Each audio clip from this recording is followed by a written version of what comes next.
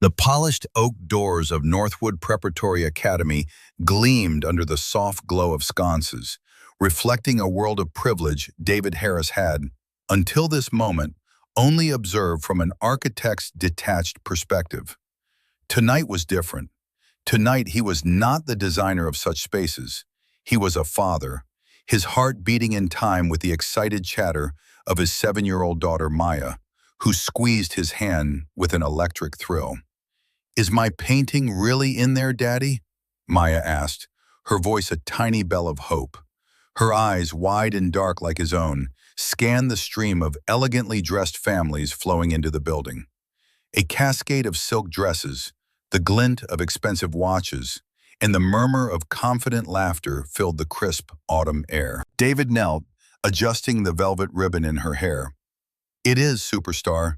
Right in the main hall, just like your teacher, Mr. Harrison, said. Your beautiful sunset is going to be the first thing everyone sees." Her smile was the only validation he had ever needed. It was a masterpiece of pure joy, eclipsing every award-winning design he had ever rendered, every blueprint that had ever become a towering reality. For Maya, he had chosen this school.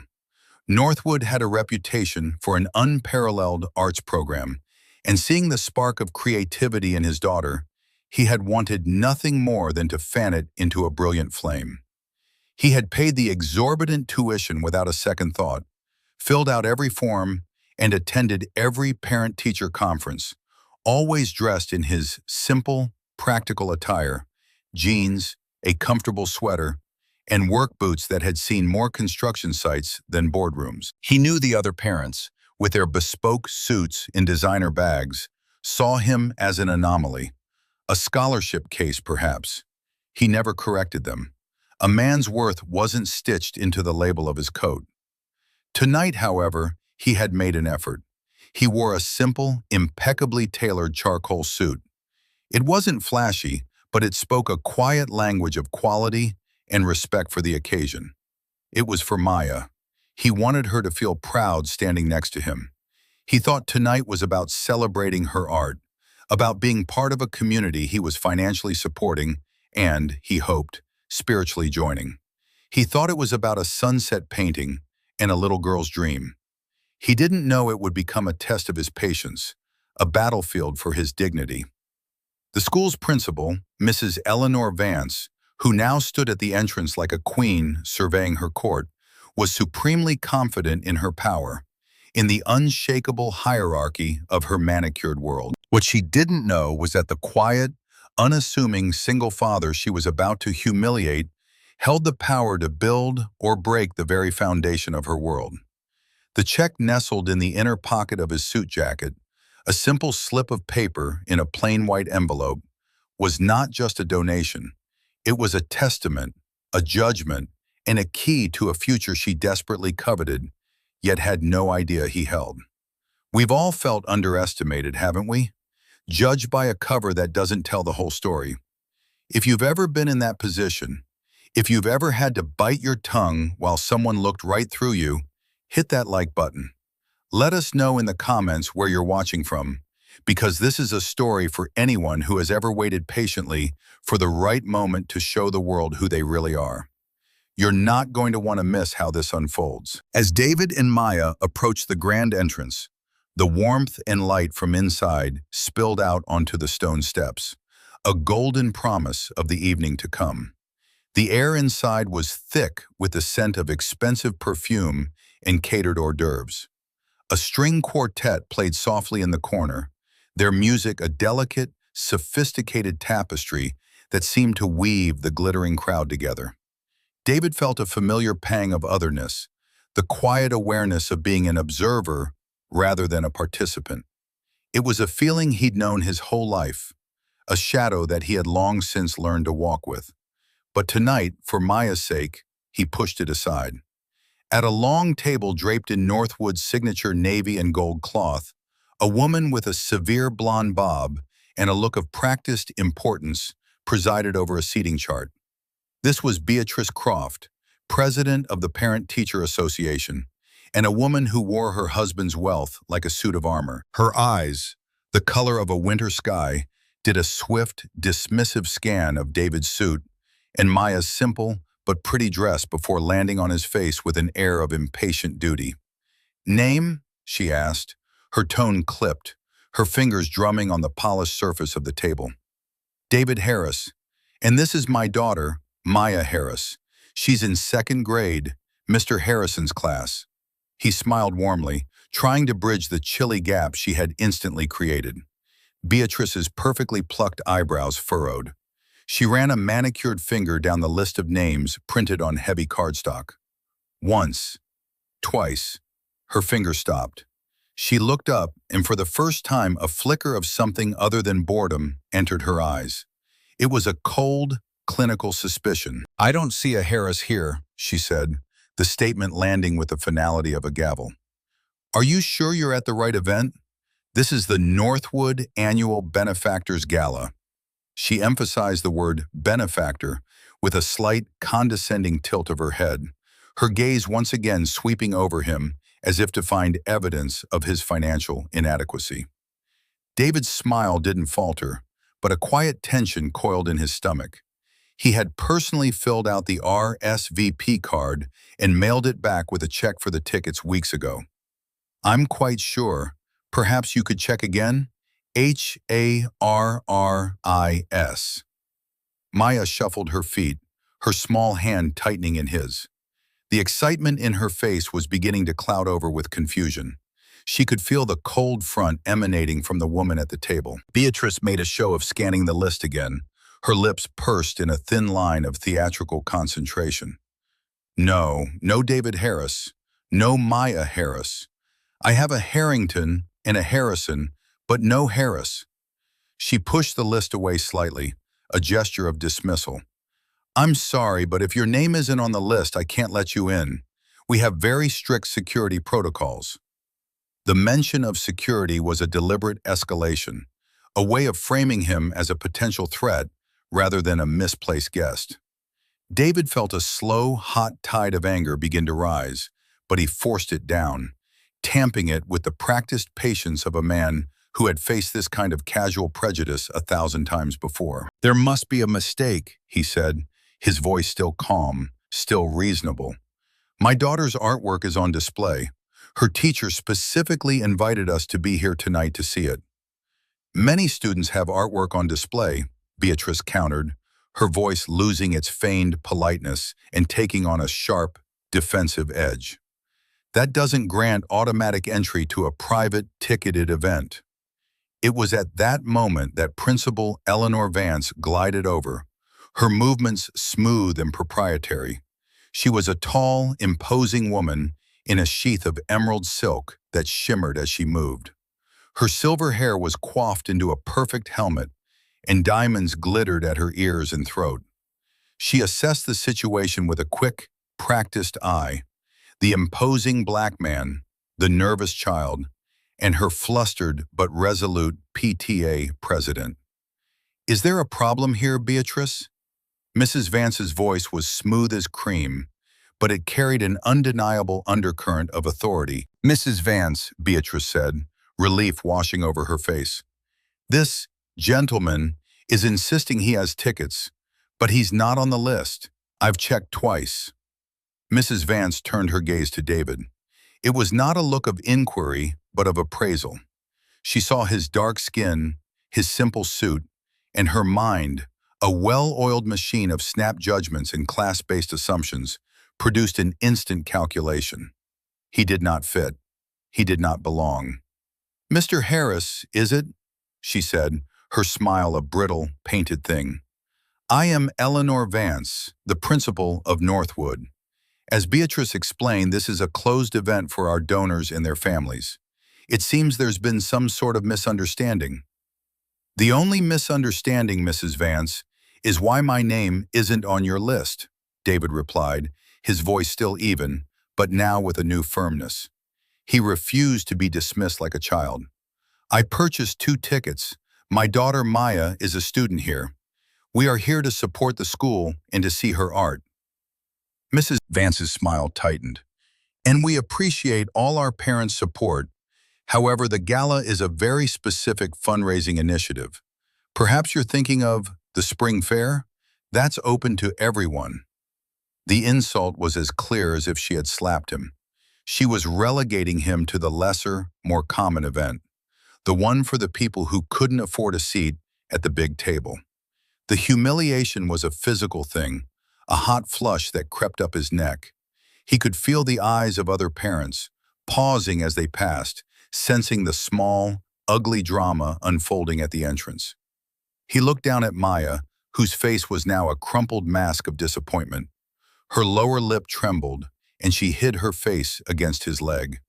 That sight pierced through his composure, straight to the heart of him. This was no longer about his own pride.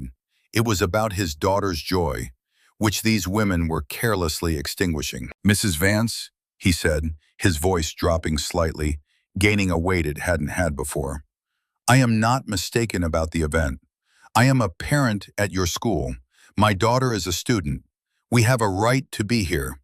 I would appreciate it if you would simply do your job and help us resolve this clerical error." The shift in his tone did not go unnoticed. Mrs. Vance's expression hardened. The painted smile vanished, replaced by a mask of cold authority. She saw his quiet insistence not as a reasonable request, but as a challenge to her absolute control.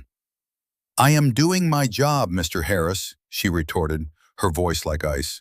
"And my job is to ensure the integrity and security of this institution and its events. Now, if you'll excuse us, we have guests to attend to. Perhaps you can call the school office on Monday to sort out your ticket refund." It was a final dismissal. An order. She turned her back on him, a clear, unequivocal statement that the conversation was over.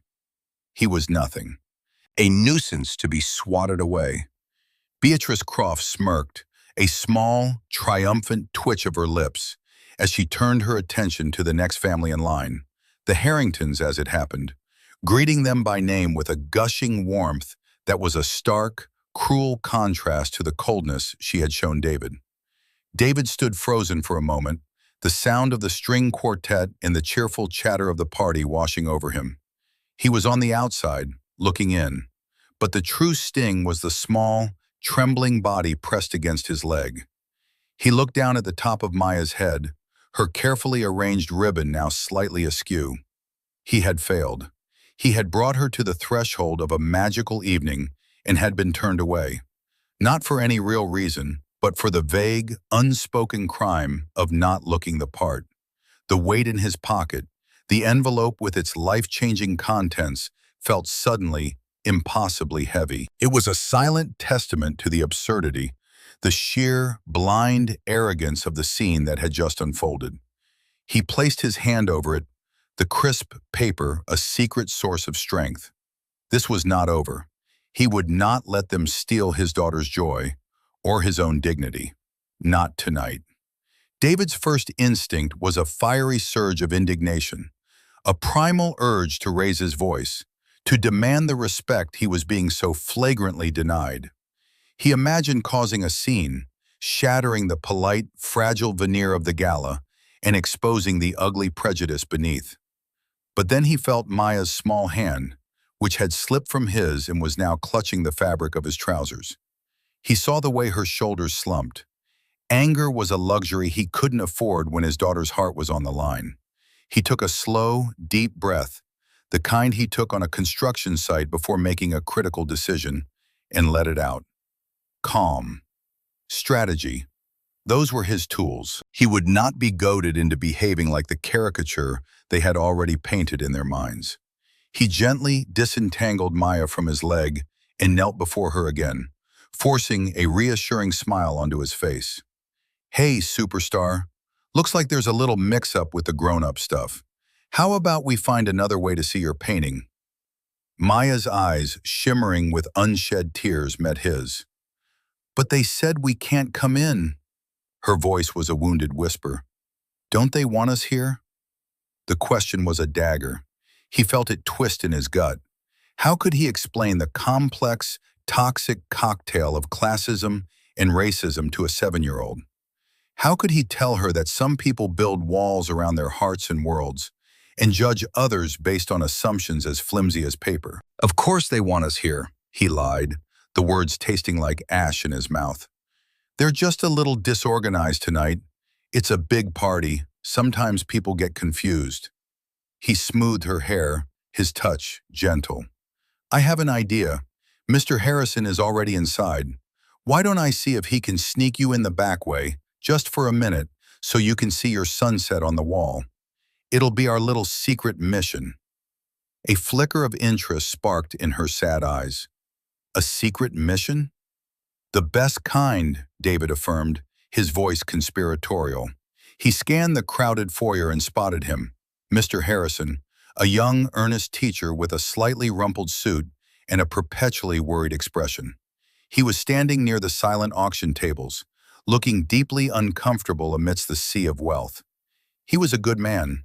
He had been the one to call David, his voice bursting with pride, to tell him Maya's painting had been selected for the Gala showcase. David caught his eye and gave a slight, urgent nod. Mr. Harrison's brow furrowed in concern as he noticed David and Maya still lingering at the entrance, a clear sign that something was wrong. He began to weave his way through the crowd towards them. As he approached, Principal Vance, who had been deep in conversation with a portly man dripping with gold jewelry, noticed the teacher's trajectory. She intercepted him with the effortless ease of a sheepdog herding a stray. "Mr. Harrison," she said, her voice a low purr that didn't quite mask the steel beneath. "So glad you could make it. I was just telling Mr. Davenport about the wonderful work you're doing with the second graders." "Thank you, Principal Vance," Mr. Harrison mumbled, his eyes darting nervously towards David. "I was just going to say hello to Mr. Harris and Maya." Vance's gaze flickered to David, a flash of pure annoyance. "Mr. Harris was just leaving," she said, the statement both a fact and a command. "There seems to have been an issue with his tickets. A shame." She placed a proprietary hand on Mr. Harrison's arm, steering him away. "Now about that new reading initiative." She was cutting him off, isolating him. It was a classic power play. Mr. Harrison looked back at David, his face a miserable portrait of conflict. He wanted to help, David could see it, but he was a young, non-tenured teacher, and Eleanor Vance held his career in the palm of her hand. He gave David a small, apologetic shrug, a silent apology, before being swallowed back into the glittering crowd. He was the silent enabler, the good man who does nothing. David felt a pang of disappointment, but not anger.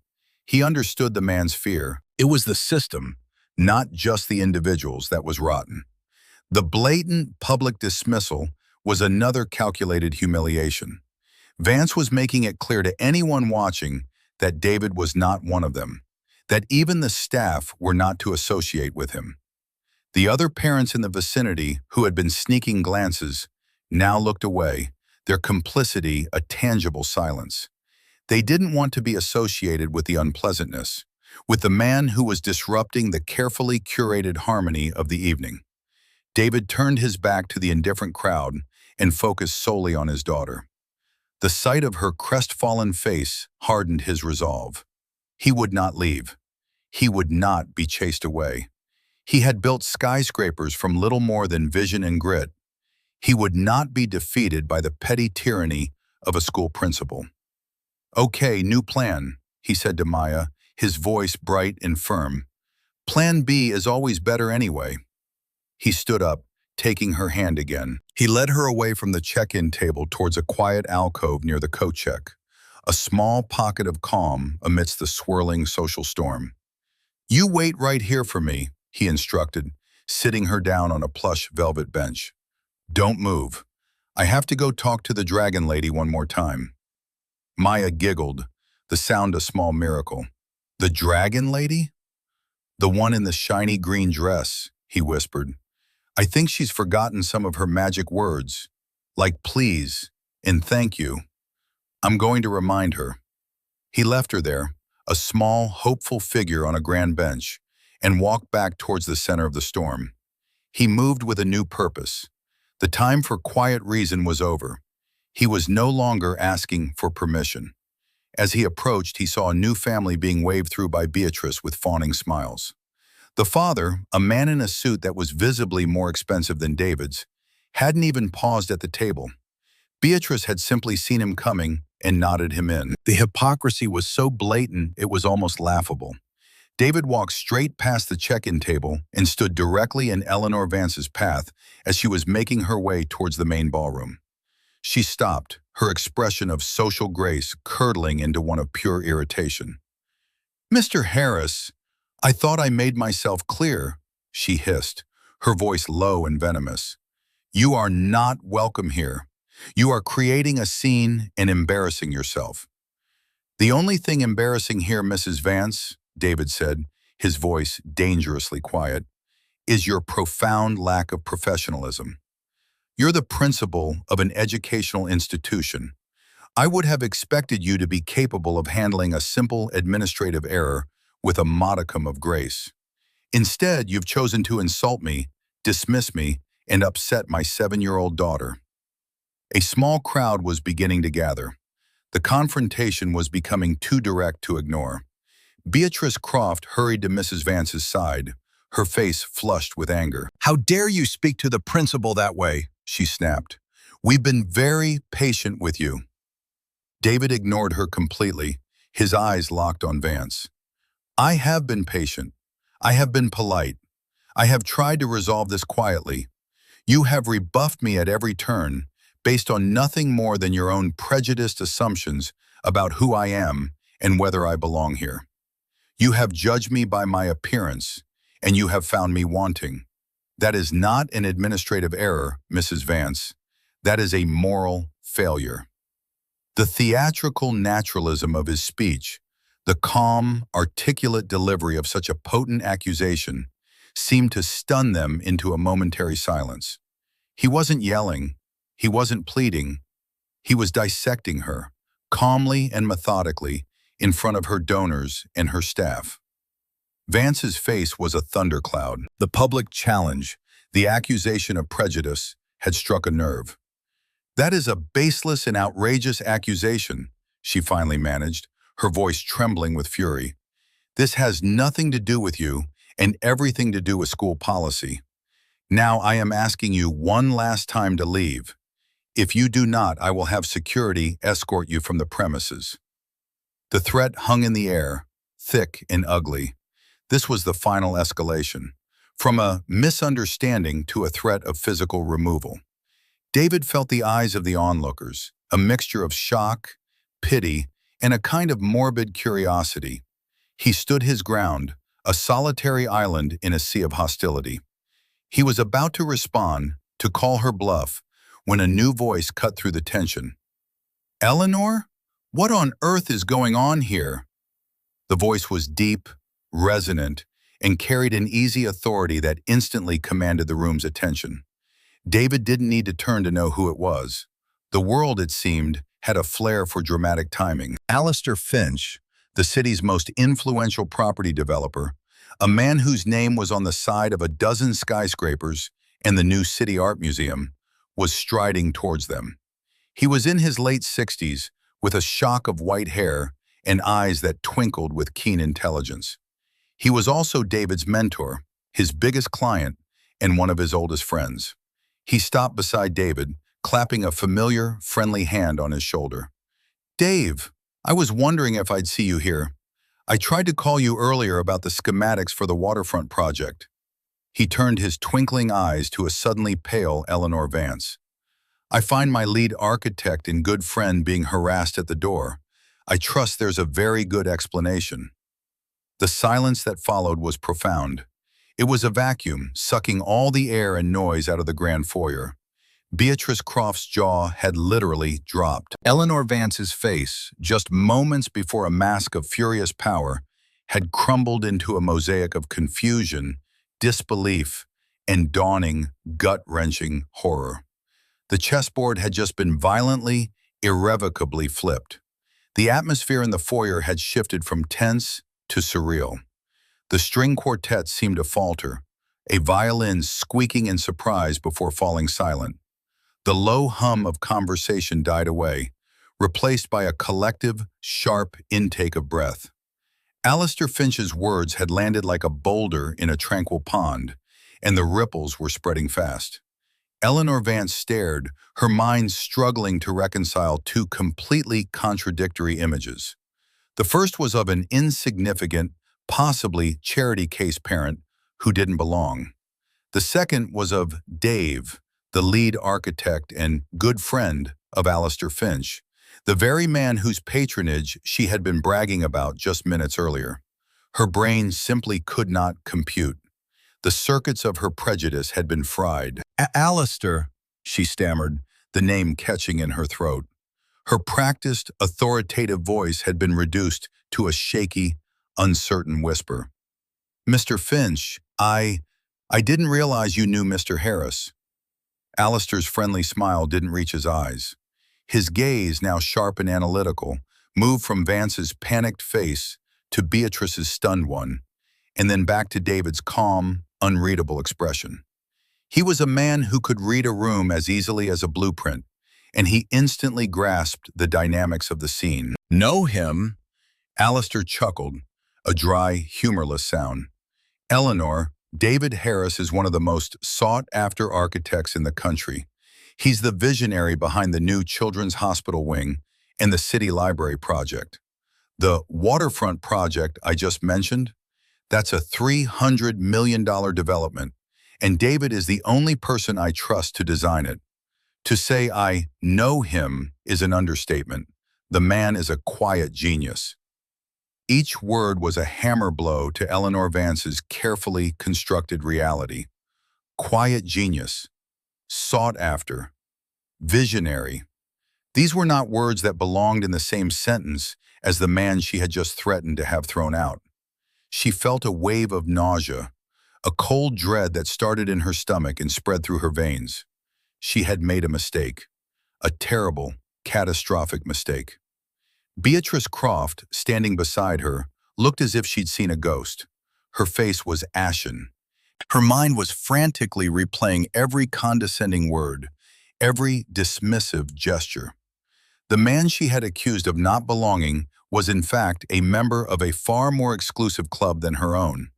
The club of people who actually created things, who built the very city they lived in. Her husband sold bonds. This man built landmarks. David remained silent, allowing Alistair's words to do their work. He watched as the gears turned in Eleanor Vance's head, watched as the dawning realization of her blunder morphed into pure, unadulterated panic. He took no pleasure in her distress, only a grim satisfaction in the long overdue arrival of the truth. But his name wasn't on the list, Beatrice mumbled, the pathetic excuse sounding feeble even to her own ears. It was the last piece of driftwood she could cling to in a tidal wave of humiliation. Alistair raised a skeptical eyebrow. Wasn't on the list? Dave, didn't you tell me you were coming tonight specifically to present a donation? And there it was, the open loop, the other shoe. David finally moved. He reached into the inner pocket of his suit jacket, the same pocket he had touched earlier for reassurance. His movements were slow, deliberate. Every eye in the foyer was fixed on his hand. He withdrew the plain white envelope. It looked so simple, so unassuming. It held no outward sign of the power contained within. He didn't hand it to Alistair. He held it in his hand and took a step closer to Eleanor Vance. She flinched, as if expecting a blow. Before we get to that, David said, his voice as calm and measured as ever, I think some clarity is in order. This was his moment, the list of grievances. He wasn't going to let them off the hook with a simple, panicked apology now that they knew who he was. They had to understand the true nature of their offense. When I arrived tonight, Mrs. Vance, I was not a visionary architect. I was a black father, here with his daughter. And on that basis alone, you and Mrs. Croft made a series of assumptions. You assumed I was in the wrong place. You assumed I couldn't afford a ticket. You questioned my right to be on this campus, despite the fact that I pay the same tuition as every other parent here. He paused, letting the words sink in. He wasn't angry. He was teaching. This was a masterclass in moral accounting. You didn't just make a clerical error. You engaged in a pattern of behavior. You dismissed me. You condescended to me, suggesting I belonged at the spring fair.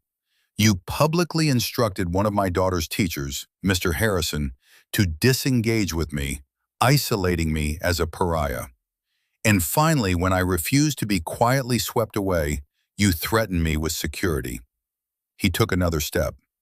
Vance unconsciously took a step back. You did all of this in front of my 7-year-old child. You took her excitement and you crushed it under the heel of your prejudice. You made her feel, for the first time in her life, that she was not wanted. Not because of anything she did, but because of who her father is, or rather, who you thought her father was. The foyer was dead silent. The only sound was the distant clinking of glasses from the ballroom, a world away. David's words were not a shout, but a quiet, devastating indictment that laid their behavior bare for all to see. He had held up the moral mirror, and the reflection was hideous. The most telling part, he continued, his gaze unwavering, is your reaction now, the panic, the stammering. You are not horrified because you were rude to a parent. You are horrified because you were rude to a parent who happens to be friends with Alistair Finch. You are not ashamed of your prejudice. You are terrified of the consequences. Your apology, which I see forming on your lips, is not for me. It's for your career. And that, Mrs. Vance, is why it is worthless. With that, he finally extended the envelope, not to her, but towards the space between them. My daughter, Maya, loves your art program. She loves her teacher. I came here tonight to show my support for that. I am the anonymous donor who has been working with the school board for the past 6 months to fund the new Arts and Sciences wing. I designed it myself, pro bono. This, he said, tapping the envelope, was the initial donation to begin the groundwork, a check for $250,000. The statement landed, simple, devastating, final. He opened the envelope and pulled out the check, holding it so the amount was visible. The number, with its long train of zeros, seemed to suck all the remaining oxygen from the air. $250,000.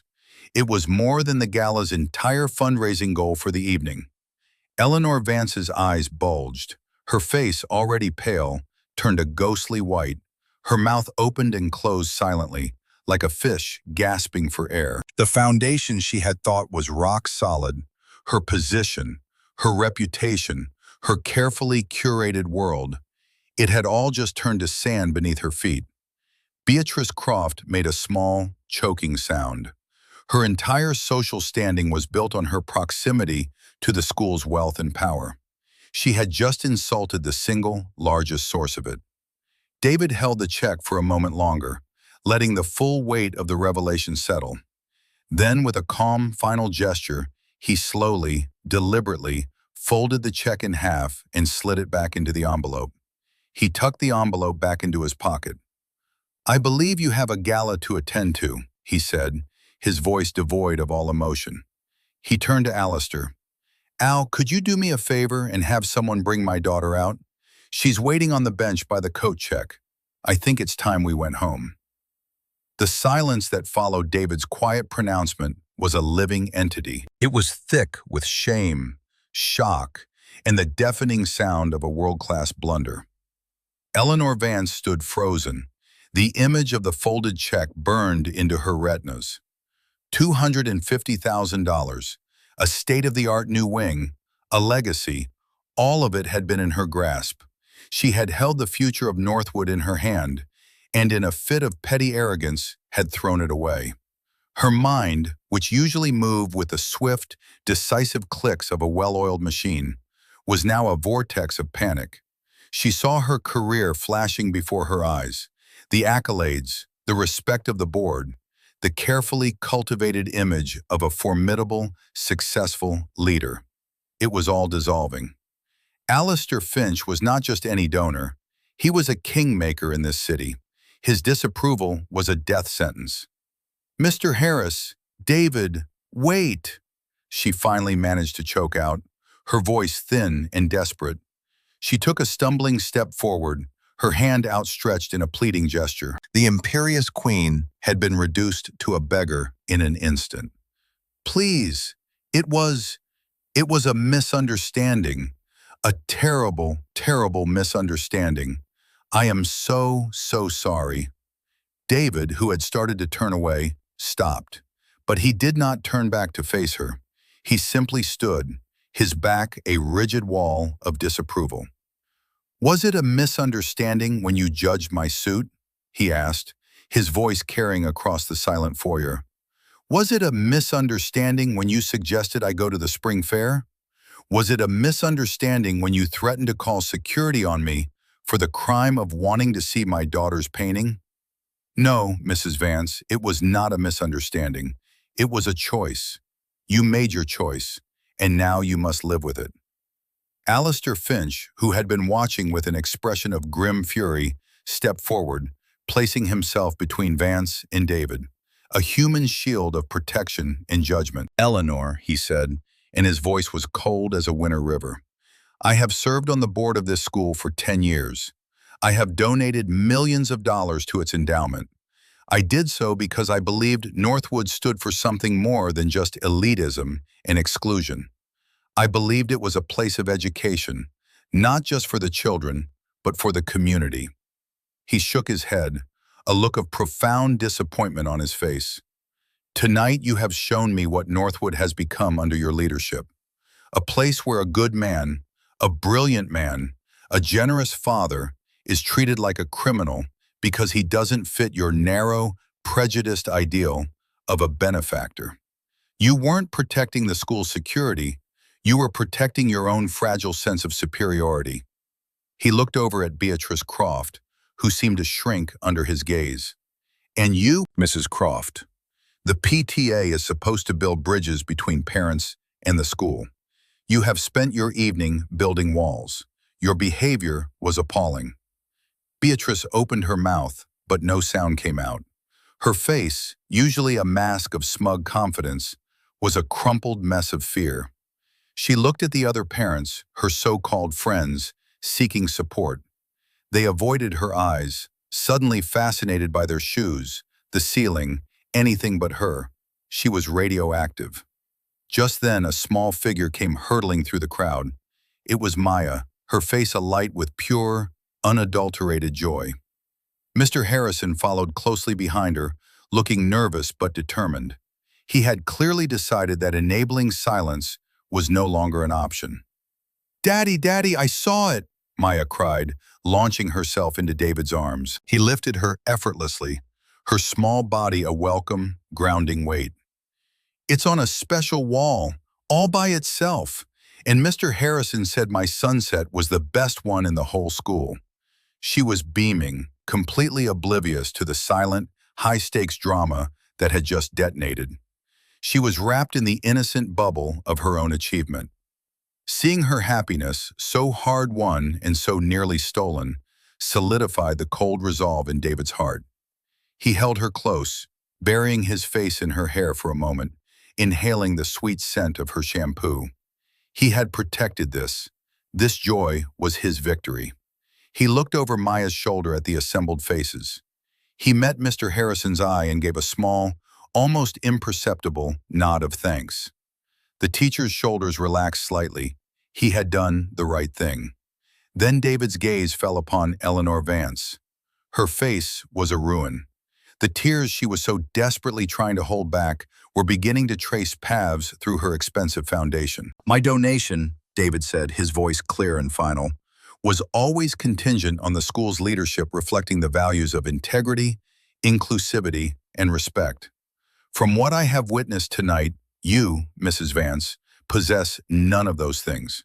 Therefore, my offer to fund the new wing is, for the moment, withdrawn." He settled Maya more comfortably on his hip.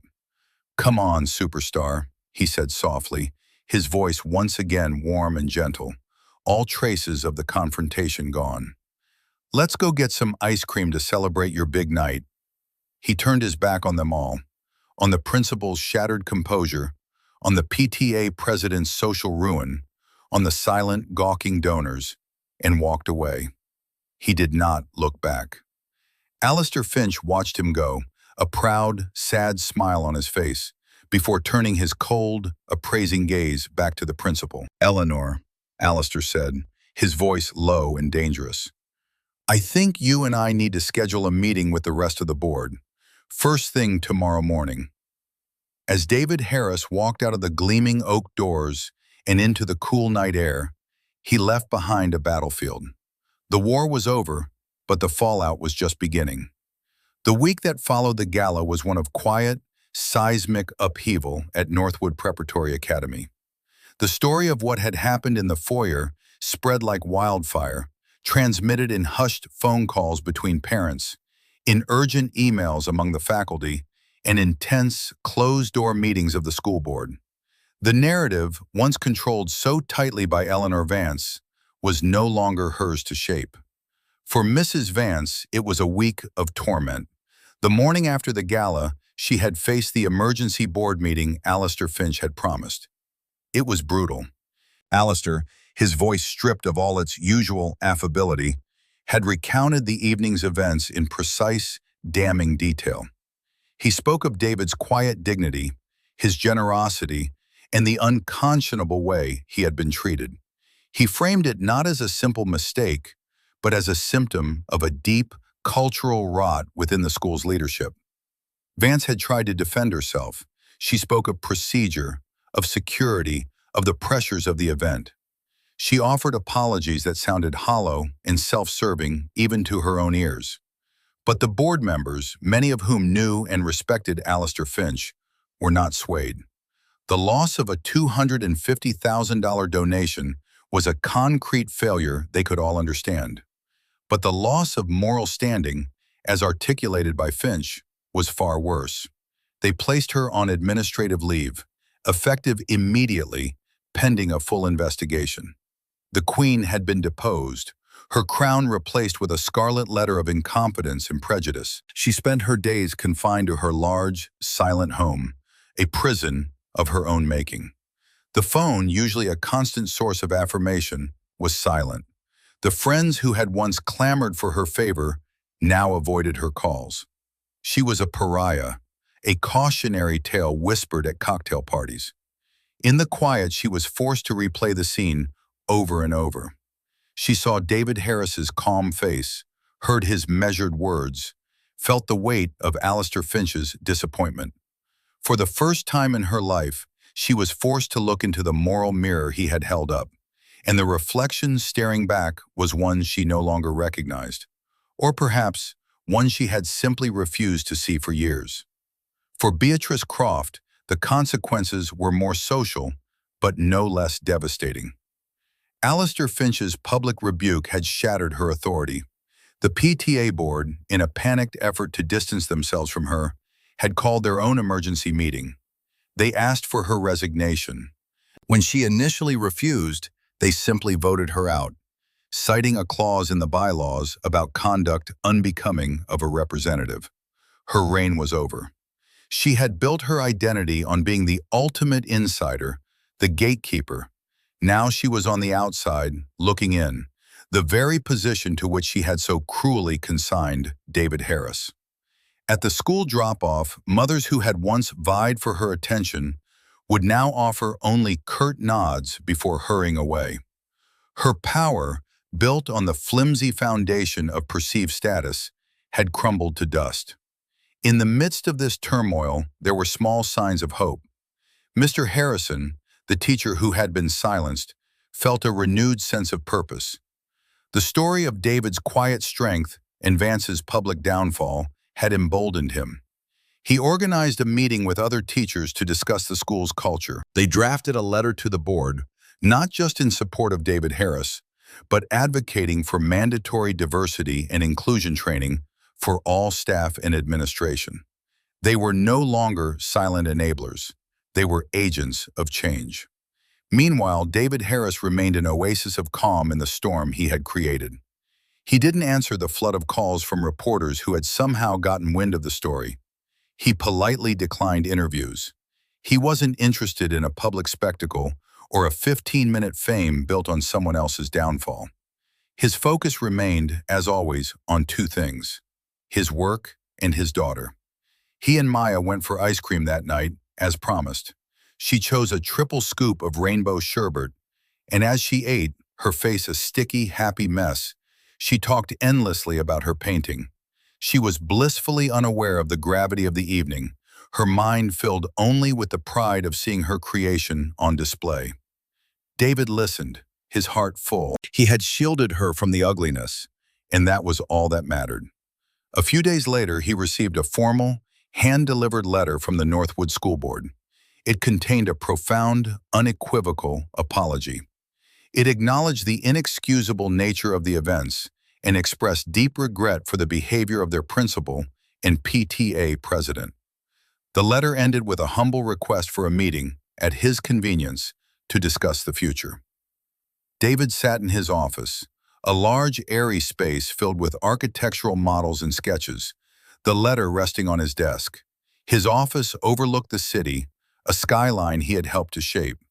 He looked at the models, the hospital, the library, the community shelters, projects built not just with steel and glass, but with a philosophy. He believed that the spaces we inhabit shape our lives, that good design could foster community, dignity, and hope. A school, more than any other building, should embody those principles. He had been ready to walk away, to take his money and his daughter and find a place that deserved them. But then he thought of Mr. Harrison. He thought of the other students, the other parents who might not have the resources or the standing to fight back as he had. Walking away was the easy path. Staying, fighting to reform the institution from within, that was the harder, more meaningful work. It was the difference between building a house and building a home. He picked up the phone and dialed the number for the head of the school board. "This is David Harris," he said, his voice calm and steady. "I received your letter. I'm available to meet on Friday." The meeting was held not at the school, but in a neutral downtown boardroom. David arrived alone, dressed in his usual, simple, professional attire. He carried a single leather portfolio. Across the long mahogany table sat the 5 members of the school board, including a somber-looking Alistair Finch. The chair, a respected judge named Sarah Jenkins, began the meeting. "Mr. Harris," she said, her voice filled with a gravity that conveyed her sincerity. "First, let me reiterate on behalf of the entire board our deepest apologies for what you and your daughter experienced. It was a failure on every level, and there is no excuse. We have launched a full-scale review of our policies, our leadership, and our school culture. We are here today not to ask for your forgiveness, which we know we must earn, but to listen." David nodded, accepting her sincerity. He opened his portfolio on the table. "Thank you, Judge Jenkins. I don't want to relitigate what happened. I'm more interested in what happens next." He slid a document across the table. It was not a legal threat or a list of demands. It was a proposal. "This is a charter for a new diversity, equity, and inclusion committee at Northwood," he explained. "It would be an independent body comprised of parents, faculty, and board members, with real authority to review and recommend changes to hiring practices, curriculum, and admissions. Its first mandate would be to oversee comprehensive, mandatory training for all staff, from the principal down to the groundskeepers." He then slid a second document over. It was a preliminary budget for the Arts and Sciences wing. "I am still willing to fund this project," he said, and a collective sigh of relief went through the room. "On 2 conditions. First, the board must ratify this DEI charter and commit to its full implementation. Second, the new wing will not be named after me or any other wealthy donor. It will be named the Maya Harris Center for Arts and Innovation. It will be a place where every child, regardless of their background, knows they are welcome and that their creativity is valued." His final condition was unspoken but hung heavily in the air: new leadership. There was no place for Eleanor Vance in the future he was envisioning for Northwood. Alistair Finch was the first to speak. I think those are more than reasonable conditions, David. I move that we accept Mr. Harris's proposal in its entirety. Judge Jenkins seconded the motion. The vote was unanimous. In the weeks and months that followed, Northwood began the slow, arduous process of transformation. Eleanor Vance was quietly, officially terminated. A national search began for a new principal, with the new DEI committee, which David agreed to co-chair, playing a central role in the selection process. Beatrice Croft and her family, finding their social standing in the community irrevocably damaged, moved to another state. Mr. Harrison was promoted to head of the second grade level and was given a seat on the curriculum review board. One crisp spring afternoon, 6 months after the gala, David stood on a patch of grass at the edge of the Northwood campus. Beside him, Maya, holding a small, ceremonial shovel, looked up at a large sign. It read, "Future Home of the Maya Harris Center for Arts and Innovation." A small crowd of parents, teachers, and students had gathered for the groundbreaking ceremony. The new principal, a dynamic woman of color with a passion for inclusive education, was speaking at a small podium about a new era for the school. David wasn't really listening to the speeches. He was watching his daughter. She had a small, focused frown of concentration on her face as she prepared for her big moment, turning the first spade of dirt. She was not a symbol or a namesake to him. She was just Maya, his superstar, his entire world. He had been denied entry to a party. In response, he had not just opened the door, he had redesigned the entire house. He had met arrogance with dignity, prejudice with principle, and hate with an unshakable, constructive love. He hadn't sought revenge, he had sought justice. And in doing so, he had built something far more lasting than a new wing. He had helped to lay a new foundation, one built on the bedrock of respect. Maya looked up at him, her eyes shining. "Am I doing it right, Daddy?" He knelt beside her, placing his large hand over her small one on the handle of the shovel. "You're doing it perfectly, superstar," he said softly. "Just perfectly." Together, they pushed the shovel into the earth, a simple, powerful act of beginning again. True worth is not measured by the cost of your suit or the balance in your bank account. It's measured by the strength of your character, the depth of your integrity, and the courage to stand up for what is right, not just for yourself, but for everyone who has been made to feel small. David Harris didn't need to raise his voice to be heard.